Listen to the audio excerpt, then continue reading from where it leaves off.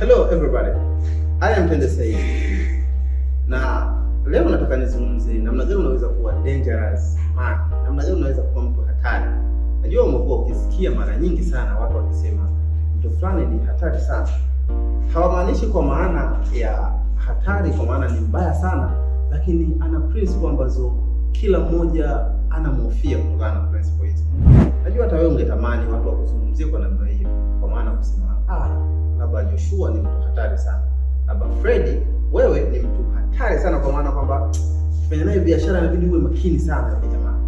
Kuna vitu tu vichache vya kuzingatia, na hivi vitu ndio huwa vinatofautisha hao watu ambao wanaonekana gentlemen na hawa watu ambao wanaonekana watu wa kawaida. Kitu cha kwanza, usiwe mtu wa kumsaidia kila mtu. Ili uwe mtu mwanaume wa tofauti, mwanaume special, mtu fulani hivi hatari, mtu makini, huyo siku zote huwa hasaidii kila anayefikiri anapaswa kusaidiwa.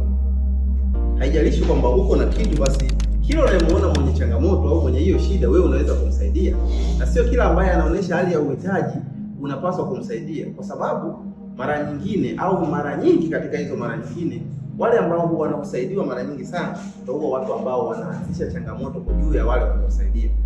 Hujawahi kusikia kauli ya kwamba malipo ya punda ni mateke, au bora umfadhili mbuzi utakula mchuzi kuliko mwanadamu? Kwa sababu watu wamekuwa mara nyingi wakisaidia watu ambao sio watu sahihi. Kwa hiyo wale watu ambao wanaitwa dangerous man wenyewe huwa wanasaidia watu ambao wanaamini kwa kuwasaidia hawatafanya kosa kwenye misaada yao.